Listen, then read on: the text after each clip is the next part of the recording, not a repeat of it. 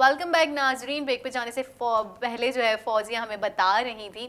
تو فوزیہ اچھا میں آپ سے یہ بھی پوچھوں گی, ہماری جو یوتھ ہے ہم نے دیکھا ہے وہ بہت زیادہ اس کی عادی ہوتی جا رہی ہے. مطلب کچھ ایسے بھی ہیں کہ جو مطلب دیکھ رہے ہوتے ہیں غلط ہوتا ہوا تو اس کے خلاف آواز بھی اٹھاتے ہیں, احتجاج بھی کیے جاتے ہیں, ہم نے بہت دفعہ ایسا دیکھا ہے.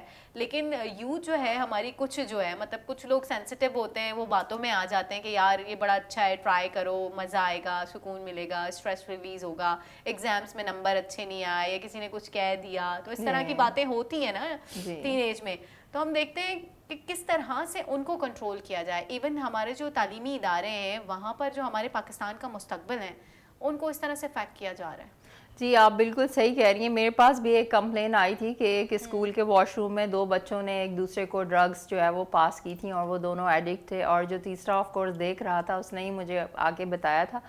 تو کم از کم ایسے بچے جو اپنے ہوش و حواس میں ہیں, جن کو اتنی سمجھ ہے کہ ڈرگز جو ہے وہ بری چیز ہیں اور نہیں لینی چاہیے, اگر وہ دیکھتے ہیں اپنے اسکول میں یا کہیں پہ بھی محلے میں, گلی میں, گھر کے آس پاس ایسی ایکٹیویٹی, تو ان کو چاہیے وہ فوراً پولیس کو انفارم کریں کہ ایسا شخص ہے اور وہ اس طرح کی ڈرگز آ کے بیچ رہا ہے. اور دوسرا یہ کہ اپنے جو فرینڈز ہیں آپ ان کی ہیلپ کریں, ان کو بتائیں, کیونکہ میں نے یہ بھی سنا کہ اسکولز میں ایگزامس کے دنوں میں زینکس کا پتہ لے لے کے جو ہے وہ بچے گھومتے ہیں کہ یہ بڑا ریلیکس کرتی ہے. اب مجھے بتائیں زینکس کہاں سے ریلیکس کرتی ہے, وہ تو نیند کی دوائی ہے.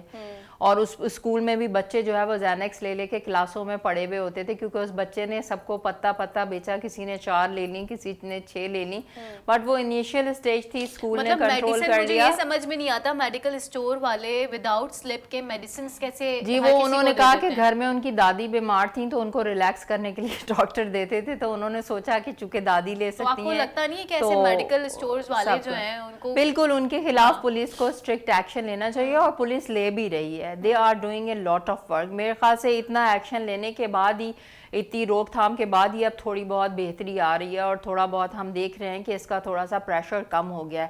بٹ پولیس کے علاوہ بھی ان جنرل سب کو اپنا رول پلے کرنا چاہیے اور اس کے خلاف آواز اٹھانی چاہیے. اگر کوئی دکان والا بیچ رہا ہے تو آپ فوراً اس کی رپورٹ پولیس کو کریں. مزید اس کی اویئرنیس کے لیے ہمیں کیا کردار ادا کرنا چاہیے؟ آپ اپنے TNN چینل پہ ڈرگ اویئرنیس پروگرام شروع کریں, یا ایک لائنر میسیج بنا کر آپ وہ ہر 1 گھنٹے بعد اگر چلائیں کہ نشہ جو ہے وہ صحت کے لیے پڑے گا. کیونکہ ایک میسیج بار بار اگر مائنڈز میں بچوں کے چلتا رہے گا یا وہ دیکھیں گے تو وہ تھوڑی دیر کے لیے سوچیں گے تو نا کہ یہ چیز بری ہے اور دس از بیڈ فار اس. اسی طرح یہ سگریٹ اور ان تمام چیزوں سے شروع ہوتی ہے. آپ کو نہیں لگتا کہ سگریٹ پہ بھی پابندی لگا دینی ہونی چاہیے؟ بالکل. اور گھر میں پیرنٹس کو نارمل شاپس پر ایزیلی اویلیبل ہوتی ہیں. ایگزیکٹلی, اور پیرنٹس کو کرنا چاہیے نا, اگر آپ اسموک کر رہے ہیں تو آپ گھر سے باہر جا کے کر لیں, بچوں سے چھپ کے کر لیں. پہلی تو بات ہے کریں ہی نہیں, اگر آپ رسپانسیبل سٹیزن ہیں, رسپانسیبل پیرنٹ ہیں. لیکن آپ کر بھی رہے ہیں تو آپ یہ سوچ لیں کہ آپ شراب پیئیں گے تو آپ کے کیا بچے رکیں گے.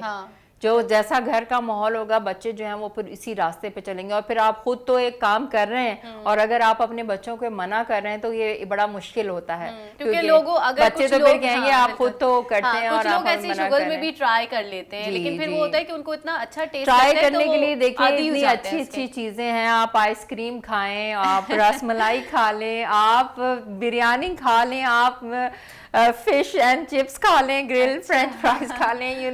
you can try whatever you like to make your mood. اگر آپ اپسیٹ ہیں, اتنا خوبصورت آپ کو اللہ میاں نے سمندر دیا ہے, یہاں کراچی والوں کو اتنا خوبصورت ملک ہے, کہیں درخت کے نیچے بیٹھ جائیں, کسی فرینڈ کے ساتھ واک کر لیں. کیونکہ ہم دیکھتے ہیں کہ جو بہت زیادہ نشہ کرتے ہیں نا ان کی صحت بھی کافی گرنے لگ جاتی ہے. جی بالکل, وہ تو بالکل آؤٹ کاسٹ, ان کو تو لوگ پھر لفٹ الگ ہی پتہ چلتا ہے کہ یار یہ نا ایسے. آپ کو پتہ ہے ایک بار میں بورڈ بیسن پہ کچھ چیز لینے گئی تو میں نے ایک BMW میں سے ایک لڑکے کو نکلتے ہوئے دیکھا جو کہ آ کر وہاں پہ سگریٹ والوں کو کہہ رہا تھا کہ مجھے پلیز فری میں سگریٹ دے دو, میں کل لوٹا دوں گا.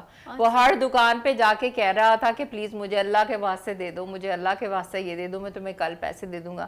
آپ سوچیں ایک BMW میں سے لڑکا نکل رہا ہے تو کیا اس کے پاس پیسے نہیں ہوں گے؟ میں آف کورس سمجھ گئی کہ یہ ڈرگ ایڈکٹ ہے اور بیچارے کو اس کو ہیلپ کی ضرورت ہے, اور یہ ہے.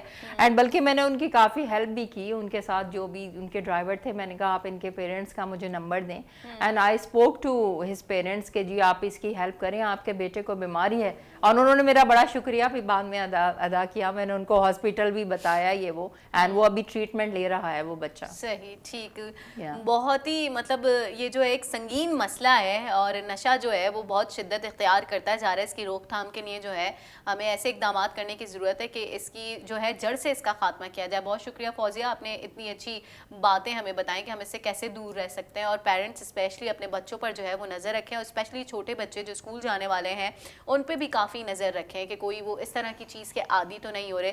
پروگرام جو ہے اپنے اختتام کو پہنچے. اپنی ہوسٹ کوثر فاروق کو اجازت دیجیے. اللہ نگہبان.